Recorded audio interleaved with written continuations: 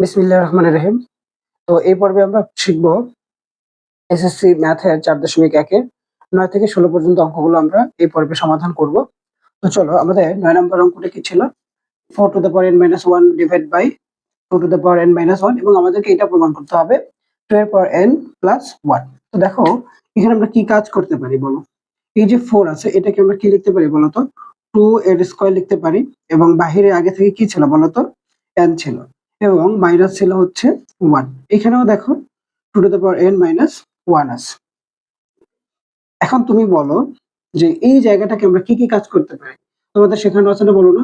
বলো তো যে কোনো কিছুর যদি হোল পাওয়ার থাকে, পাওয়ার এবং হোল পাওয়ার থাকে তখন আমরা কি করতে পারি বলো তো? এই দুইটাকে হচ্ছে গুণ করে দিতে পারি অথবা আমরা লিখতে পারি হচ্ছে এইটাকে ভিতরে লিখতে পারি এবং এটাকে হচ্ছে বাইরে লিখতে পারি। অর্থাৎ এটা যেভাবেই লিখি না কেন দুটাকে গুণ অবস্থায় বোঝায়। তাই যদি হয় তাহলে বলো তো এখানে আমরা কি করতে পারি? এখানে আমরা লিখতে পারি না 2 to the power n whole power আমরা 2 দিতে পারি এবং হচ্ছে এখানে লিখতে পারি -1। এখন দেখো নিচে কি ছিল 2 টু দ্য পাওয়ার n - 1। এবার এই যে দেখো আমরা যদি 1 কে স্কয়ার বলি আমরা জানি 1 কে আমরা যে কোনো পাওয়ার বলতে পারি, মাইনাস ছাড়া যে কোনো পাওয়ার আমরা বলতে পারবো, তাই না?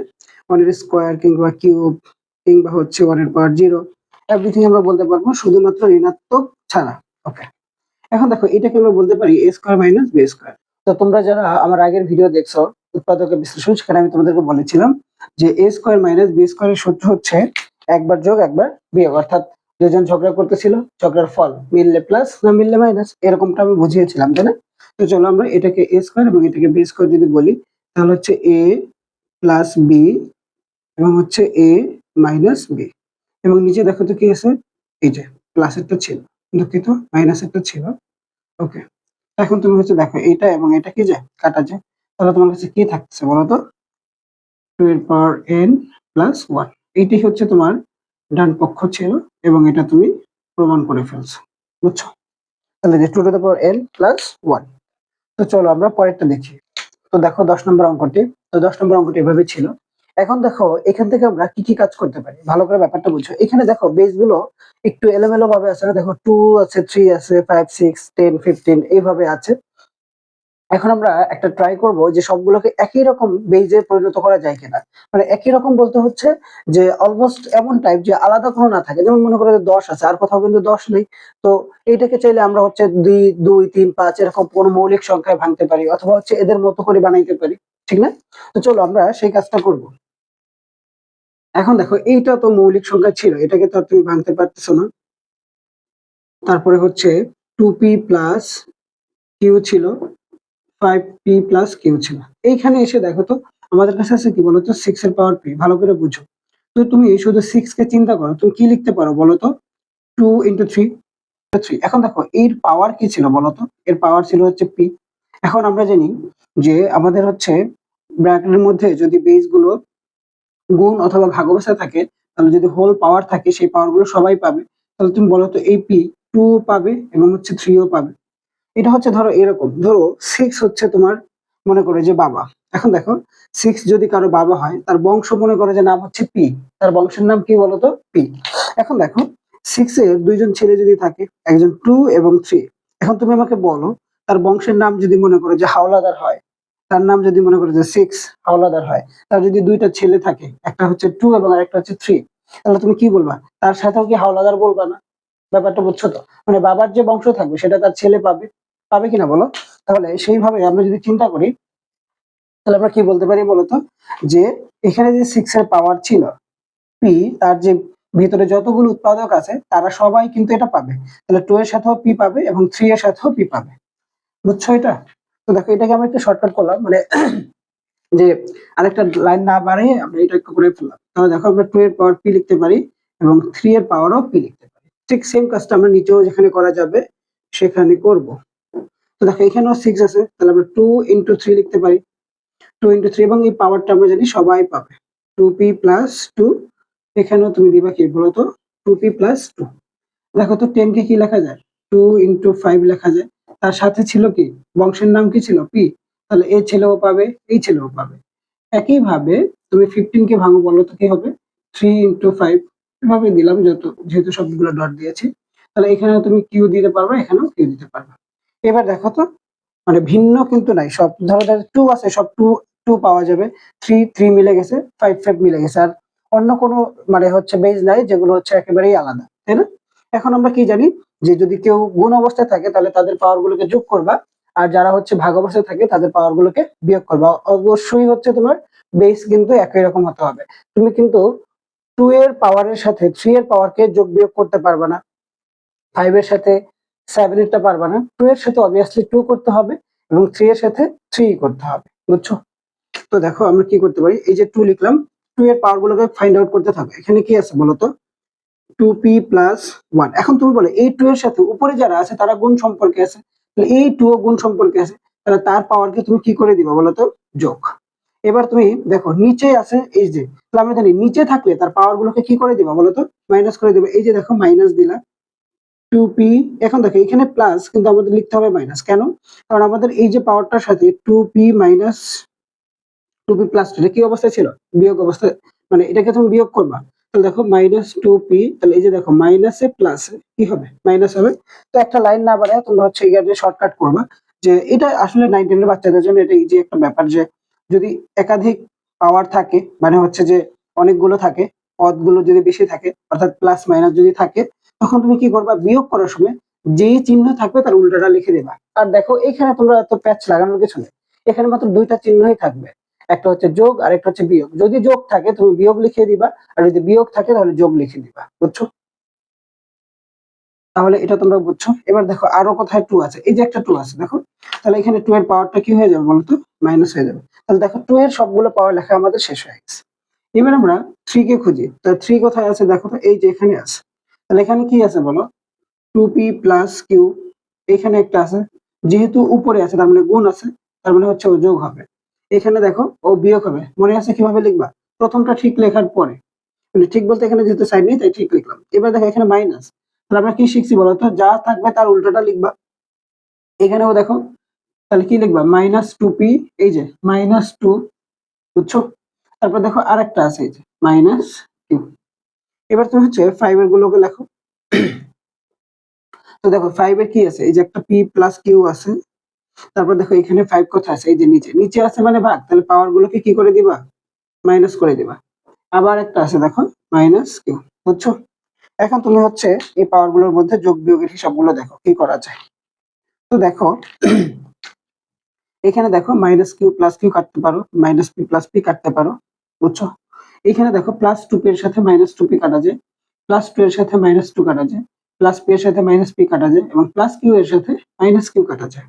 এখানে দেখো প্লাস পি এর সাথে মাইনাস পি কাটা যায়, টু পি এর সাথে মাইনাস টু পি কাটা যায়, বুঝছো? তাহলে এইটুকুর জন্য কি পাইছো বলো তো, এই যে এখানে কি থাকে বলো, হিসাব করো, এখানে আছে ওয়ান আর এখানে আছে মাইনাস টু, তাহলে তুমি কি লিখতে পারো বলো তো, মাইনাস ওয়ান লিখতে পারো। আর এখানে কি বলতো, উপরে থ্রি এর সবগুলো কাটাকাটি গেছে, তা আমরা কি শিখছি, এইভাবে পাশাপাশি কাটাকাটি অর্থাৎ যোগ বিয়োগের কাটাকাটি গেলে আমার কাছে টাকা ছিল, আমার কাছে টাকা পাই, আমি দিয়ে দিছি, এখন আমার কাছে শূন্য টাকা আছে, তার মানে ওর পাওয়ার জিরো হবে। এইবার দেখো ফাইভ এর ক্ষেত্রে সেম ঘটনাই ঘটছে, জিরো হবে। এখন বলো কোনো কিছুর পাওয়ার যদি জিরো হয়, জিরো ছাড়া যে কোনো জিনিসের পাওয়ার যদি জিরো হয় তাহলে তার মান কি হবে বলো, ওয়ান। এটা আমরা শিখছি না বলো? ওকে, তাহলে দেখো টু এর পাওয়ার কি আছে, ইনভার্স আছে। এখন ইনভার্স নিলে আমরা কি জানি বলো তো, ওয়ান বাই আকারে চলে যাবে, অর্থাৎ ওয়ান বাই টু এর পাওয়ার ওয়ান। তো আমরা জানি ওয়ান এর পাওয়ার লিখতে হয় না, মানে ওয়ান লিখতে হয় না। থ্রি এর পাওয়ার জিরো মানে কি বলতো, ওয়ান।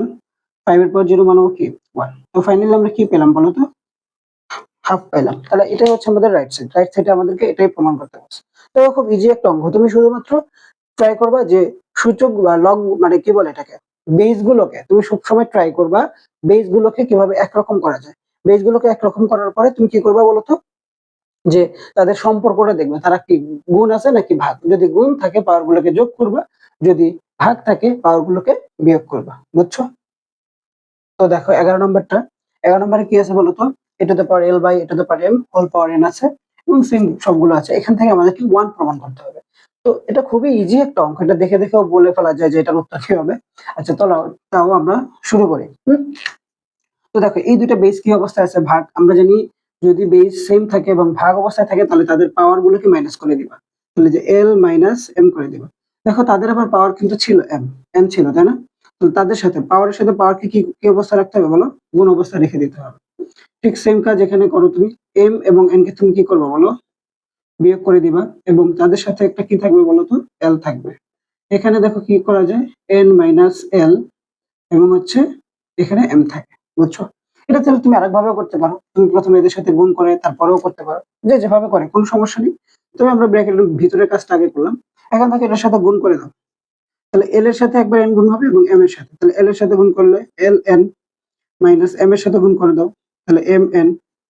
ঠিক একইভাবে এখানে করো, এটার সাথে গুণ করো, তাহলে এম এল হবে মাইনাস এটার সাথে গুণ করলে কি হবে বলতো, এন এল হওয়ার কথা, তাই না, এন এল। কিন্তু দেখো প্রথমটা কিন্তু আমরা এল এন লিখছি, তাহলে আমরা প্রথমটা যেহেতু এল এন লিখছি, তাই এখানে আমরা এল এবং এন রাখলেই ভালো।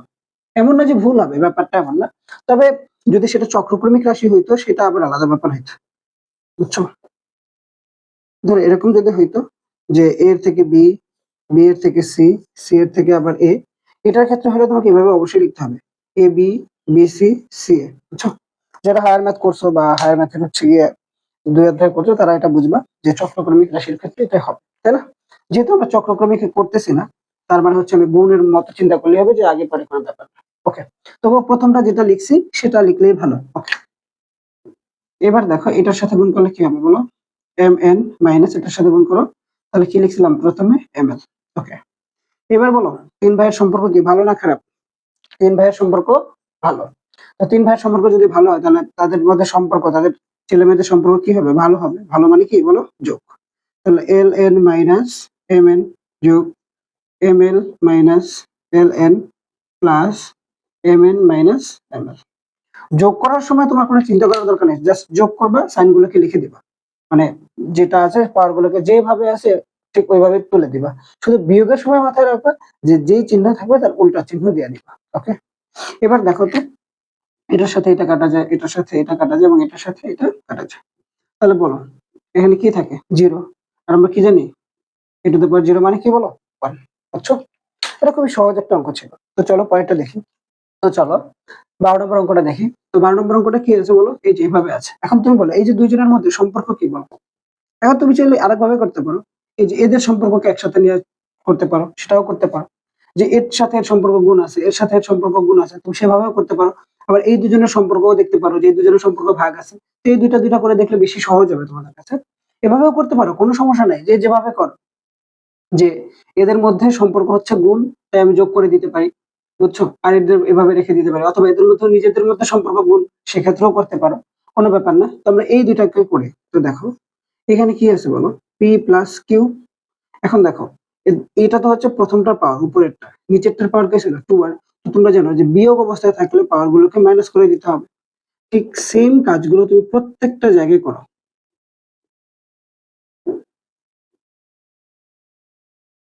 বুঝছো? এটা খুবই সিম্পল একটা জিনিস, যে এটা ছিল তার সাথে এটা ভাগ অবস্থায় ছিল, পাওয়ার গুলোকে বিয়োগ করে দিলাম। এবার বলো তিনজনের মধ্যে সম্পর্ক কি হয়ে গেছে, গুণ। তাহলে গুণ হলে কি করবা, যোগ করবা। P plus Q minus 2r, যোগের সময় কোনো টেনশন নেই, শুধু প্লাস চিহ্ন দিয়ে সবগুলোকে তুলে দিবা।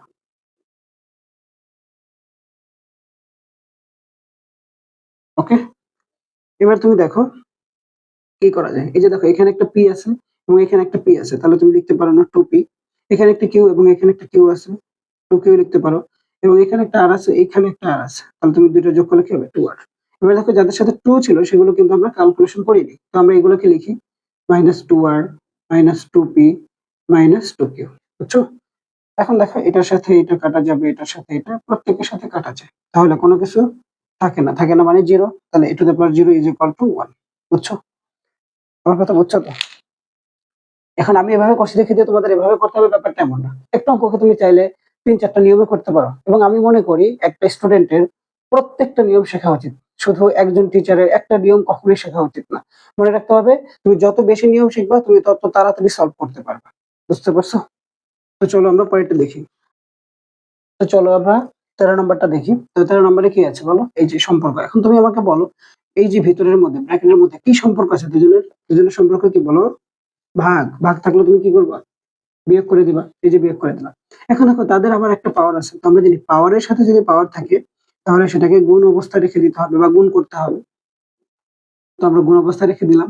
আবার দেখো এদের সাথেও আছে 1/bc, এখানেও দেখো কি আছে c মাইনাস a, এবং এখানে কি করা যায়, c এ লেখা যায়। ওকে, এবার দেখো আমরা কি শিখছি বলতো, যে এরকম যদি থাকে অথবা এরকম যদি ভগ্নাংশের সাথে কেউ থাকে, তাহলে সে সোজা উপরে চলে যাবে, কোনো কথা ছাড়া। কোথায় চলে যাবে?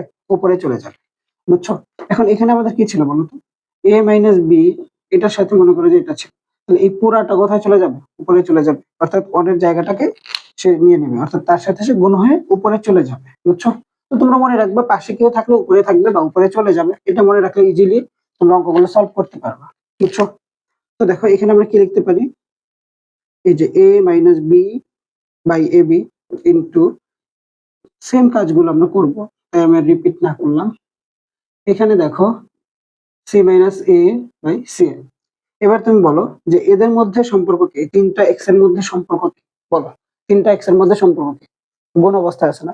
তো তুমি জানো যে গুণ অবস্থায় থাকলে পাওয়ার গুলোকে যোগ করতে হবে, তাহলে এটার সাথে এটাকে যোগ করে দাও, a minus b by a b যোগ b minus c by b c, c minus a by c. এবার তোমাকে কি করতে হবে বলো, এবার তোমাকে হচ্ছে এই যে এই তিনটার লসাগু করতে হবে। তো যেহেতু তোমরা 9-10 স্টুডেন্ট, আমি জানি যে তোমরা এটা বুঝবা যে এই লসাগুর সময় কি করতে হবে, কমন আনকমন সব নিতে হবে। তো আনকমন সবই কিন্তু আনকমন, মানে একেবারে সবার মধ্যে কেউই নেই। তো যতগুলা সংখ্যা আছে, মানে অক্ষরগুলো আছে ইন্ডিভিজুয়াল, সবাইকে নিতে হবে। তাহলে এ আছে, বি আছে, সি আছে, বুঝছো? তো দেখো এই যে এ বি যদি কাটা যায়, এ বি মানে এটা দিয়ে যদি ভাগ করি আমি, এ বি সি, এটাকে ভাগ করবা কি দিয়ে? প্রথমটা হর দিয়ে। তাহলে দেখো এটা কাটা গেলে শুধু সি থাকে। ওকে, এই যে শুধু সি, এই সি এর সাথে তোমার উপরেরটাকে গুণ করতে হবে, তাহলে এ মাইনাস বি। আবার দেখো সেম ভাবে বি সি কাটা যাবে, তাহলে থাকবে এ, এর সাথে তোমাকে গুণ করতে হবে কি বলতো, বি মাইনাস সি। সি এ কাটা যাবে, তাহলে থাকবে কি বলতো, বি। তাহলে বি এর সাথে তোমাকে গুণ করতে হবে সি মাইনাস এ। বুঝছো না এইটুকু? তো চলো আমরা উপরে দেখি।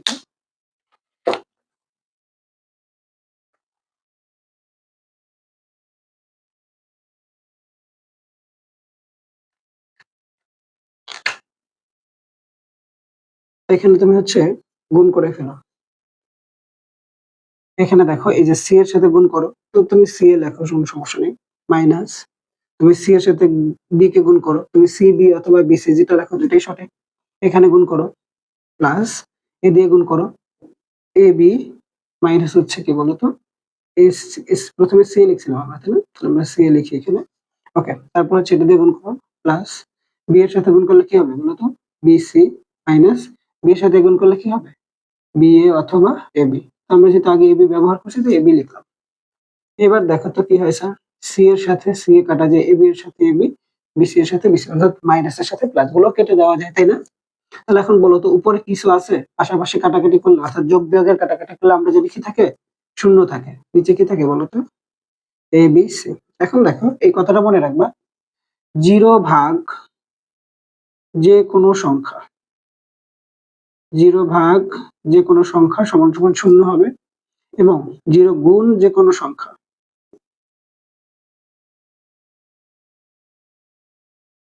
সমান সমান কি হবে, শূন্য হবে। এই দুটো কথা মনে রাখবে। তাহলে তুমি আমাকে বলো, এখানে 0 বাই এবিসি আছে না, তাহলে 0 কে এবিসি দ্বারা ভাগ করলে কি হবে, 0 হবে। এবং আমরা জানি কোনো কিছুর পাওয়ার 0 মানে কি 1, বুঝছো? এই সিম্পল অঙ্ক। তুমি শুধুমাত্র তাদের যে সম্পর্কগুলো থাকবে, সেই সম্পর্কগুলো কিভাবে মডিফাই করা যায়, সেই সম্পর্কগুলোতে তুমি শুধু দেখবা যে সম্পর্কগুলো কিভাবে মডিফাই করা যায়। তারপরে তাদের সম্পর্কগুলোর সাথে কি কি করা যায়, যোগ না বিয়োগ না ভাগ, কি করা যায়, জাস্ট সূচকের নিয়মে তাদের সাথে যেই কাজগুলো করা যায়, তুমি শুধুমাত্র সেই কাজগুলো করলেই তোমার অঙ্ক মিলে যাবে, বুঝছো? তো দেখো আমরা 14 নম্বরটা দেখি। তো 14তে কি আছে বলো তো, এই যে এটা আছে। এখন তুমি বলো এই দুটোর মধ্যে সম্পর্ক কি, বলো? ভাগ অবস্থায় আছে, পাওয়ার কে কি করবো, বিয়োগ করে দিবা, করে দিলা। এখন দেখো তার আরেকটা পাওয়ার আছে, তাহলে পাওয়ারের পাওয়ার থাকলে কি অবস্থায় রেখে দিবা, গুণ অবস্থায় রেখে দিবা। ঠিক সেম কাজ এখানেও করো, তাহলে বি মাইনাস সি, আর এখানে কি থাকে বলো, বি প্লাস সি। এখানে কি থাকে বলো তো, সি মাইনাস। আবার এটা ভাইবো না যে আমি এখানে এ মাইনাস সি লিখতে পারবো কিনা, অবশ্যই না। তোমার উপরে যে আছে সে আগে থাকবে, তার পাওয়ার, এবং নিচে অর্থাৎ ভাগ অবস্থায় যে থাকবে তার পাওয়ার পরেই দিতে হবে, বুঝছো? গুণের সময় সমস্যা নেই, বাট ভাগের সময় যে নিচে থাকবে তার পর পরে থাকবে, বুঝছো? ওকে, এবার দেখো এখানে আমরা কি করতে পারি বলতো, এইটুকুকে, এ স্কোয়ার মাইনাস বি স্কোয়ারের সূত্র কি বলতো, এ প্লাস বি ইন্টু এ মাইনাস বি, এটা না? এখন তোমাদের একটা কমন প্রবলেম হচ্ছে, তোমরা ভাবো যে এ প্লাস বি আর এ মাইনাস বি থাকলেই মনে হয় এটা লেখা যাবে। ব্যাপারটা কিন্তু এমন না। তুমি এ মাইনাস বি আগে পড়তে পারো, এ প্লাস বি কে আগে পড়তে পারো, কোনো সমস্যা নেই। তুমি মাইনাসেরটাকে আগে পড়লে এবং প্লাসেরটা পরে পড়লে কিছু হবে? আমি মেবি আগের একটা ভিডিওতে তোমাদের বলেছিলাম যে ধরো 2 ইন্টু 4 ইজ ইকুয়াল টু কি হবে? 8 হবে।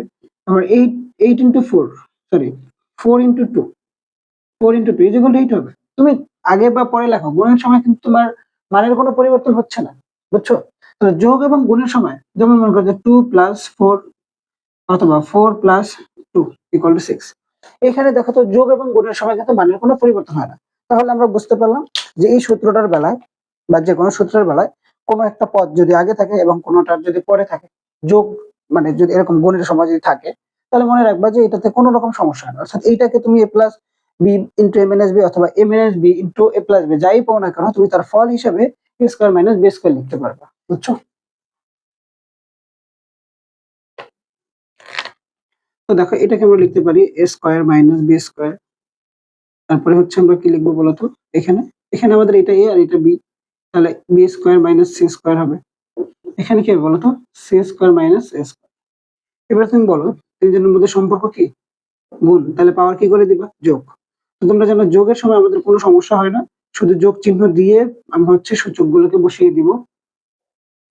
এই যে, এখন দেখো তুমি এটার সাথে এটাকে কাটতে পারো, এটার সাথে এটা এবং এটার সাথে এটা, তাহলে x টু দ্য পাওয়ার 0 থাকে। আর তোমরা জানো যে কোনো কিছুর পাওয়ার যদি 0 হয় তাহলে তার মান কি হবে? 1 হবে, বুঝছো? এই হচ্ছে তোমাদের 14 নাম্বারটা। এগুলো খুবই সহজ অঙ্ক। এই সূচকগুলো আগে করানোর আমার উদ্দেশ্য হচ্ছে সূচকগুলো তুমি যখন ভালো করে পারবা তখন তুমি ধারার অঙ্কগুলো ভালো করে করতে পারবা। তুমি তখন হচ্ছে অন্যান্য যে কোনো অঙ্কই ভালো করে করতে পারবা। অর্থাৎ এই সম্পর্কগুলো তোমাকে ভালো করে বুঝতে হবে, বুঝছো? এবং এখানে কিছু কিছু জিনিস তুমি ক্লাস 6 এর সাথেও কম্পেয়ার করতে পারো। তোমাদের ক্লাস 6 এ যারা পড়ে তারা দেখবে যে এরকম অঙ্ক আছে। ধরো 9m square into n square, এটা আছে। তো এটার ফল কি বলতো? এই যে তুমি প্রথমে তো সংখ্যা লিখবে আর কি, তারপরে দেখো এখানে কি আছে? m স্কয়ার আছে এবং এখানে n স্কয়ার আছে। তো এই যে করে দিলাম। অথবা মনে করো যে এরকম থাকলো যে ধরো এরকমের অঙ্ক আছে ইনটু, ধরো এটা আছে, এটা ক্লাস 6 এ কিন্তু এটা আছে। অর্থাৎ এই যে তুমি সূচকের যে কাজগুলো করলা কিছু কিছু ক্ষেত্রে দেখো এইরকমটাও তোমরা করতেছো না, এই দুইটা গুণ অবস্থায় আছে। তাহলে তুমি পাওয়ার গুলোকে কি করে দিবা? যোগ করে দিবা না বলো? অর্থাৎ এগুলো শিখছেও কিন্তু তোমরা শিখছো, সূচকের কাজগুলো কিন্তু তোমরা শিখছো, একটু শিখছো, ঠিক আছে? ওকে, তো এটা বুঝছো আশা করি। পরেরটা দেখি আমরা, চলো। তো চলো দেখো আমরা 15 নাম্বারটা সমাধান করব। তো তুমি বলো এখানে কি সম্পর্ক আছে x এর সাথে? বলো সম্পর্ক হচ্ছে কি? ভাগ। তো তুমি পাওয়ার গুলোকে কি করে দিবা? বিয়োগ করে দিবা, করে দিলা। এখন দেখো তো তোমার সাথে আর কি আছে? এক্সট্রা পাওয়ার কি আছে? p প্লাস কিউ মাইনাস আর। এবার এটা দেখো কি আছে? দুইজনের ভাগ, তাহলে পাওয়ার গুলোকে কি করে দিবা? মাইনাস। আরো এক্সট্রা পাওয়ার ছিল সেগুলোকেও তুমি রেখে দিবা। ওকে, ঠিক একই ভাবে এখানেও করো। আর মাইনাস পি, এদের সাথে থাকবে আর প্লাস পি মাইনাস কিউ, বুঝছো? এবার তুমি বলো যে এরা কি অবস্থায় আছে? বলো কি অবস্থায় আছে? গুণ অবস্থায় আছে না? এখন এখানে তুমি চাইলে দুইটা কাজ করতে পারো, সেটা হচ্ছে যে পি দিয়ে সবাইকে গুণ করে ফেলতে পারো, মাইনাস কিউ দিয়েও সবাইকে গুণ করতে পারো, এবং আরেকটা কাজ করতে পারো এই দুটাকে আলাদা এবং এইটার সাথে এটাকে আলাদা গুণ করেও করতে পারো, বুঝছো? তো দেখো ভালো করে বুঝাই তোমাদের ব্যাপারটা, যে এই যে পি মাইনাস কিউ, এটা পি এর সাথে গুণ হবে, আবার কিউ এর সাথেও গুণ হবে, আবার মাইনাস আর এর সাথেও গুণ হবে। তো আমরা এটাকে চাইলে এভাবেও লিখতে পারি। ধরো তুমি যদি লিখতে চাও পি মাইনাস কিউ এর সাথে তুমি পি প্লাস কিউ কে গুণ করবে আগে, শুধু এই দুটাকে। আবার এই পি মাইনাস কিউ এর সাথে, এই পি মাইনাস কিউ এর সাথে তুমি হচ্ছে মাইনাস আর কে গুণ করবা। এটাও তো তুমি চাইলে লিখতে পারো, পারো না বলো? এটাও কিন্তু লিখতে পারো, বুঝছো? ঠিক সেম ভাবে এটাও তুমি লিখতে পারো যে কিউ মাইনাস আর এর সাথে আমি এইটুকুকে আলাদাভাবে গুণ করব, আলাদাভাবে গুণ করব। আবার এই কিউ মাইনাস আর এর সাথে আমি মাইনাস পি কে আলাদাভাবে গুণ করব, এটাও করতে পারো। তো এটা হয়তোবা তোমাদের কাছে একটু ঝামেলা লাগতে পারে, অথবা এখানে আমি মানে বোঝাতে গেলে একটু ভিডিওটা লম্বা হয়ে যাবে, তাই আমি হচ্ছে তোমাদেরকে সহজ যেটা সেটা করাই। চলো, তো সহজ যে ব্যাপারটা সেটা হচ্ছে একদম গতানুগতিক ধারা আমরা যেভাবে করি আর কি, যে পি এর সাথে সবাইকে গুণ করে দিবা। তো চলো, পি এর সাথে সবাই গুণ করলে কি হবে? P square plus p q minus p r. এবার কিউর সাথে গুণ করো, মাইনাস কিউর সাথে অবশ্যই মাইনাস কিউ দিয়ে সবাইকে গুণ করবা, মনে রাখবো অবশ্যই মাইনাস কিউ দিয়ে গুণ করার সময় আবার সাইন সহ গুণ করতে হবে। তাহলে মাইনাস কি হবে বলতো, পি কিউ, তারপরে কি হবে বলতো মাইনাস কিউ স্কোয়ার, এবং মাইনাসে মাইনাসে plus q r, minus q আর হবে, বুঝছো? ওকে, একইভাবে তুমি হচ্ছে পরের গুলো দেখো, কিউ দিয়ে গুণ করো। তো প্রথমটা দিয়ে গুণ করলে তো সমস্যা নেই, কারণ এটার আগে প্লাস আছে, তো যেভাবে আছে সেভাবে লিখে দাও, q r plus q square plus q r minus p q, minus r দিয়ে গুণ করো, তাহলে কি হবে বলতো মাইনাস কিউ আর, তারপর হচ্ছে মাইনাস আর স্কোয়ার, তারপর কি হবে বলতো প্লাস পি আর, প্লাস পি আর। ওকে, এবার হচ্ছে তুমি এটা করো, তাহলে এটা কি হবে বলতো আর দিয়ে সবাইকে গুণ করো, তাহলে আর স্কোয়ার, তারপর হচ্ছে প্লাস পি আর, তারপর হচ্ছে মাইনাস কিউ আর। ওকে, এবার মাইনাস পি দ্বারা গুণ করবো, তাহলে মাইনাস পি আর হবে, মাইনাস পি স্কোয়ার হবে, এবং এই যে মাইনাসে মাইনাসে প্লাস পি কিউ হবে। এখন তুমি বলো এই তিনজনের মধ্যে সম্পর্ক কি, এই এক্স এর সাথে সম্পর্ক কি, গুণ, তাহলে পাওয়ার যোগ করবে। তার আগে দেখো এখানে কিছু কাজ করা যায়, মাইনাস পি কিউ, এই যে দেখো প্লাস পি কিউর সাথে মাইনাস পি কিউ কাটা যায়, বুঝছো? এখানে দেখো প্লাস পি এর সাথে মাইনাস পি আর কাটা যাবে, প্লাস কিউ আর এর সাথে মাইনাস কিউ আর কাটা যাবে, এবং বাকি যারা থাকবে তারা এদের সাথে এই যে এরা তিনজনের মধ্যে সম্পর্ক কি, গুণ, তাহলে বাকি পাওয়ার গুলোকে সব কি করে দেবো আমরা বলতো যোগ করে দেবো, বুঝছো? তাহলে এই যে দেখো এক্স পি স্কোয়ার, তারপরে কি আছে বলতো minus p r minus q square plus q r, বুঝছো? এবং তুমি জানো যে এই তিনজনের মধ্যে সম্পর্ক কি বলতো গুণ, তাহলে পাওয়ার কি করে দেবো যোগ, তো যারা আছে তারা সব যোগ হয়ে যাবে এদের সাথে, q square minus p q minus r square plus p r.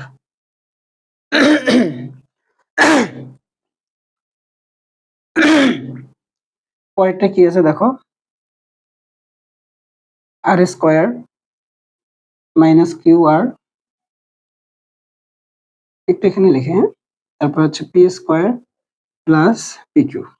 এবার তুমি দেখো এই যে পি স্কোয়ারের সাথে মাইনাস পি স্কোয়ার আছে, কোথাও কাটা যাবে, এই যে দেখো এটা কাটা যাবে, মাইনাস কিউ এর সাথে প্লাস কিউ স্কোয়ার কাটা যাবে, মাইনাস আর স্কোয়ার সাথে প্লাস আর স্কোয়ার কাটা যাচ্ছে, মাইনাস পি এর সাথে দেখো পি আর এর সাথে প্লাস পি আর কাটা যাচ্ছে, প্লাস কিউ এর সাথে মাইনাস কিউ আর কাটা যাচ্ছে, এবং প্লাস পি কিউ এর সাথে মাইনাস পি কিউ কাটা যাচ্ছে। তাহলে বলো তো এখানে কিছু থাকতেছে, কিছুই থাকতেছে না, তাহলে x to the power zero, আর x to the power zero মানে কি বলতো ওয়ান, বুঝছো? তো দেখো শেষ অঙ্কটি 16 নম্বর অঙ্কটি আমরা দেখবো এখন। তো দেখো এখানে এই ভ্যালু গুলো দেওয়া আছে এবং আমাদেরকে প্রুফ করতে হবে যে x y z equal to one. তো দেখো এটা খুব ইজি একটা অঙ্ক, মনে রাখবে এটাকে আমরা এই যে নিচ থেকে শুরু করে উপরের দিকে যদি ভ্যালু গুলো বসাইতে পারি তাহলে খুব ইজিলি এটা করা যাবে, হ্যাঁ? তো দেখো আমরা যদি এটাকে লিখি যে c to the power z equal to a, এটা লিখতে পারি আমরা। এবার তুমি চিন্তা করো তো যে এই যে c to the power z, তুমি যদি শুধু জেড ছাড়া শুধু সি কে চিন্তা করো, অর্থাৎ তুমি যদি এটাকে এভাবে লিখতা তাহলে কি শুধু সি আছে না বলতো? তো শুধু সি এর জন্য তো একটা ভ্যালু বসানো যাবে, শুধু সি এর ভ্যালু কি আছে বলতো b to the power y, তাহলে আমরা সেটা লিখতে পারি না বলো? তো আমরা এভাবে লিখবো না, আমরা একটু শর্টকাটে লিখে ফেলবো। তাহলে সি এর পরিবর্তে আমরা লিখতে পারবো বি এর পাওয়ার ওয়াই, এবং আগে থেকে জেড ছিল এবং আমরা যদি পাওয়ার থাকলে কি করতে হবে গুণ করে দিতে হবে, তাহলে এটা হবে। আবার তুমি চিন্তা করো তো ওয়াই জেড ছাড়া যদি শুধু বি চিন্তা করি, শুধু বি এর পাওয়ার কি ছিল বলতো এক্স ছিল, এবং আগে থেকে পাওয়ার কি ছিল ওয়াই জেড ছিল, এবং এখানে কি ছিল এ। তোমরা জানো কোনো কিছুর পাওয়ার যদি কিছুই না থাকে তাহলে তার পাওয়ার কি থাকবে ওয়ান থাকবে, অর্থাৎ এখানে ওয়ান আছে, তাহলে আমরা জানি এই যে বেজ দুটো সেম হয়ে গেছে, উভয় পক্ষ থেকে বেজ ডিভাইড করে দাও, তাহলে হচ্ছে কি হয়ে যাবে ওয়ান হয়ে যাবে, বুঝছো?